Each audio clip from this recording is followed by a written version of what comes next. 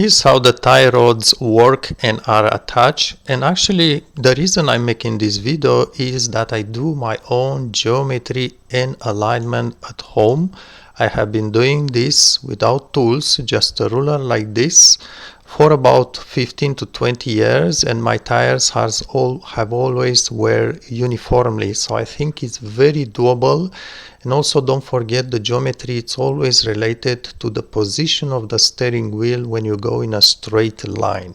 The steering must be centered as you go in a straight line, otherwise there is a problem with geometry, or the geometry was not properly done by a garage. Keep in mind this. So this is the outer, we call this outer tie rod. It attached to the well, and you can tell, let's look at this image. This is the outer tie rod. Notice that stud goes here with a knot, obviously. And this other here is the inner tie rod, because it goes to the steering rack. The steering rack, it sits here. Outer, if you want, because it's near the outside of the car. Inner is towards the center of the car, so to speak. So we have these two components, and they screw into each other. If you look at this rod here, it's actually hollow inside. There is a hole in there which is pretty long, and it has threads. And this is again the outer tie rod. The inner tie rod is going to thread inside this hole, and it does thread quite long. I mean 1-2 inches long inside here. In between the two, there is a piece missing in this image. There is the securing nut. It's the knot that you see here, the hex knot. In this image, forget about the square part. You probably never see this square part, which is so welded here. You will just see the knot in between them, the outer tie rod and the inner tie rod going into the rack. You will see a dust boot, a rubber boot here. And if you look, this is what happens. This is towards the rack. This is the inner tie rod. You see the threads and the knot, and there's going to be a portion of this stud going inside here with threads. And this is the outer tie rod, which is attached to the well through this knot. This is the well lug, and this is always behind the wells, so to speak. So it's not in front of the wells, it's behind. And this is important when you try to adjust the geometry, both sides. Also, don't forget one important thing here. It's tricky a bit, but the knot, look, this is the left well, and the knot here tightens this way and tightens this the other way. If you look at the right well, it's going to be the opposite. So basically what I do myself, just so I don't make a mistake, when I try to loosen these knots, I just imagine I'm myself sitting here looking this way, and I just try to remember which way it unscrews. Every time I do this exercise on both wells, so I don't do the opposite move of what I want to do. Also, I have videos. I will link you a playlist in the comments. I have videos if you have a stock knot, because these knots can get very, very stuck.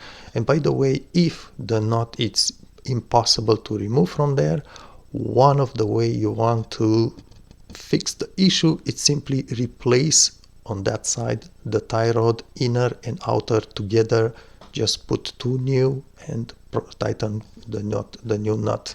And also I have videos showing how to actually replace tie rods without affecting the geometry. It's just things that I've done years ago. Look on my channel.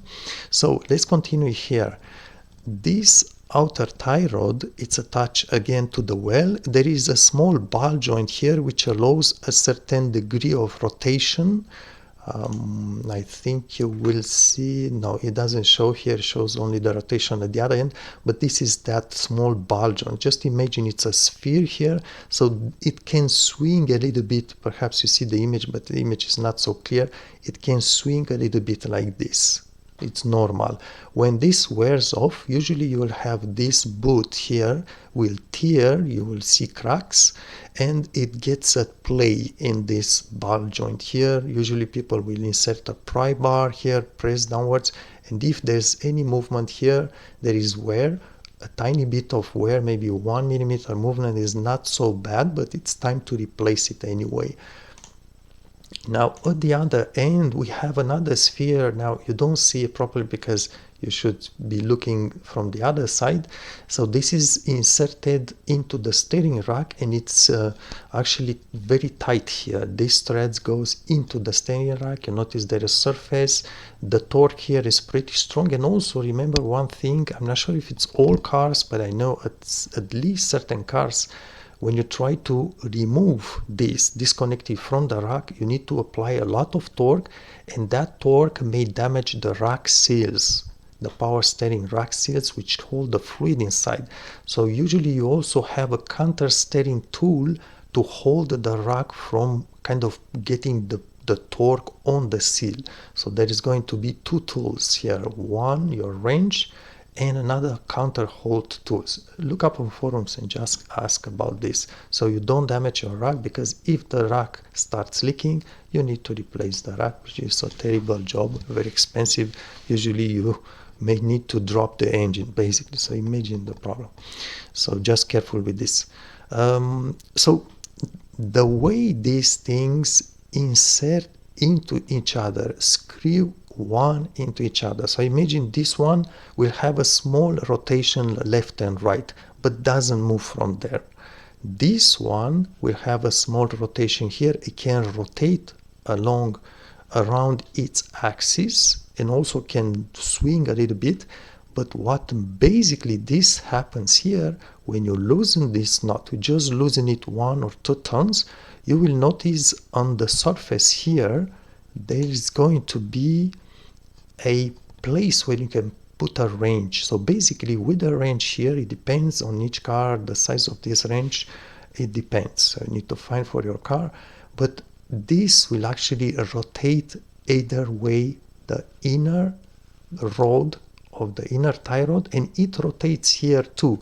It's not going to unscrew from the rack. It rotates on this ball joint here, which is a sphere with some grease. And by the way, you can also always put some grease in here, just because the grease will dry after 10 years or so. And also inspect the boot here so it doesn't crack. And by the way, also try to, if you open the boots, you need clamps like the original one, metal ones. Those are quality. Don't try, I recommend not trying zip ties because it's tricky. And the boot here on this, it's usually secured with a small kind of spring wire, which is not easy to remove, not easy to put back. But if you manage, try to put some grease, bearing grease inside to kind of help this last longer. Anyhow, all this to say that when you release the nut, which basically the role of the nut, what it is that it prevents this part to rotate with respect with this part, to unscrew or screw by itself. It just presses the inner tie rod against the outer tie rod with the torque on the nut, and the two can no longer rotate. When you release the nut 1-2 turns, you are able to rotate this part. And now imagine what happens. This point here is fixed. This point here is fixed. Let's say you unscrew this part, right? The tie rod. I'm not sure which way you will rotate. Always check. Always check. If you unscrew it, basically the distance between this point and this point will extend. So the total length here, if you unscrew this part with respect with this one, total length will be longer, will grow, will increase. If you rather screw this part inside this part, the total length will decrease. And that's how you basically adjust the rear point of the hub here with respect with the rest of the car. So basically just imagine this point when you increase this length or when you decrease it, this point here will, imagine a point here, will move either to the right, either to the left. And because this point basically it's at the rear of the wheel, it's always at the rear, not at the front, not at the center, it's at the rear. Imagine you just grab this point and push it like this or push it like this, the wheel will turn left or right, this wheel here. This is the whole concept of changing the geometry, basically changing the distance between the two wells, and usually you will do the same exercise at the other well. That's how you adjust basically the parallelism or parallelity or so, I'm not sure about the word, between the two wells. I have a video which explains this more clearly, but this is the whole idea. Now keep one very important thing in mind. Whenever the geometry is done, whenever the parallel condition of the two wells is adjusted, it will always affect the position of the steering well. And this steering well, always when you do your geometry, maybe at a garage or at home, when you finish and you go down the road, drive the car again on a straight line, especially on a highway, we'll see clearly the steering wheel has to be horizontal, has to stay centered. You just look at the top maybe of the airbag. If it's a flat surface, the steering wheel, that surface must stay horizontal. It's always connected to this. I will explain this in another video. I don't want to lengthen this video, but if you have the geometry done at the garage by a mechanic, and then you go down the road and you see your steering wheel stays to either left side or right side a bit or a bit more, then he forgot to adjust the steering wheel, and you need to go back. He will adjust again the tie rods, and you need to leave that garage with the steering wheel stay centered in a straight line. And also this, if you ever hit a curb or a big pothole and you notice the steering wheel stays to one side, then you know the geometry must be done. This is a good indication, but it's always worth checking the tires have the same pressure on both sides. That's just another thing, just to make sure you don't change your geometry for no reason. So this is how this thing works. Hopefully it's clear enough. Again, this knot usually stays tight there, sometimes gets stuck because there is a lot of water going there and it's rust. Also, just one last thing which is not shown in the videos that I made in this video and other videos. One last thing is, I forgot to mention this, and I'm going to add it here, is that again this outer tie rod when the knot is secured will have a small rotation back and forth both ways, a little bit, the amount it's allowed by the valve joint.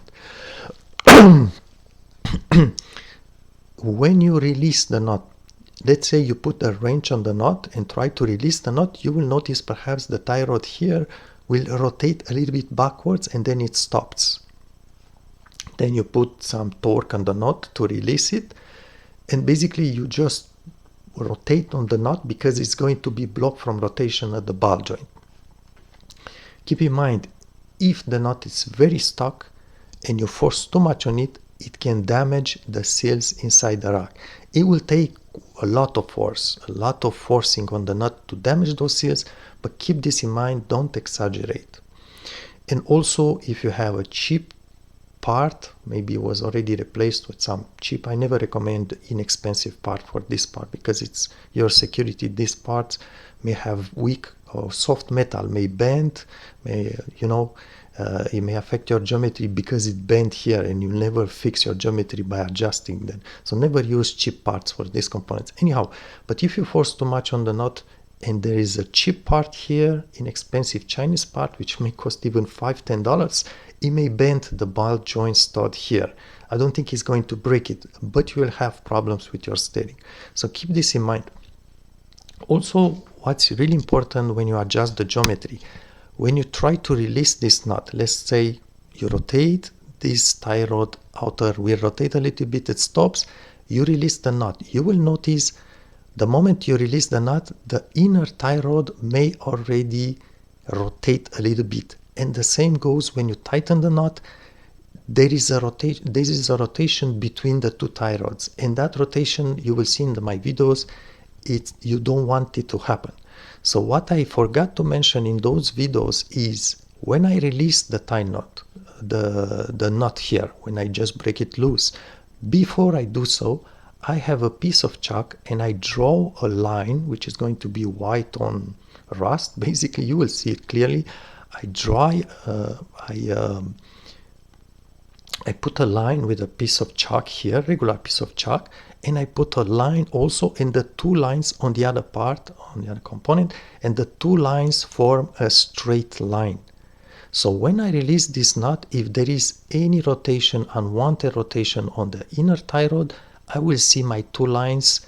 They indicate the position relative between the two that I want to actually adjust. I will know what the position is. I will realign the lines and then I will adjust for the geometry. This is important. Don't forget this. Also, because you are going to rotate this thing a little bit either way, when you want to tighten back the nut, the two lines are no longer going to be aligned. So before the final tightening on the nut, I will keep, let's say, this line here. I don't change it, but I will draw a new line with a piece of chalk, which is going to be aligned here. So when I tighten the nut, usually I will put a wrench on this inner tie rod to prevent the two lines from becoming misaligned. I want to keep my new adjustment. That's the moment when you tighten the nut. You will understand if you ever try to do your own geometry, you will understand what I mean. Use line between the two components to just remember and always have a track of the actual position, relative position, rotational position between the two parts. You will understand if you watch my videos. Look in the comment section, and don't forget, this nut must be tightened, but don't tighten it too crazy. Don't force like really crazy on it, because it's going to be difficult to remove the next time.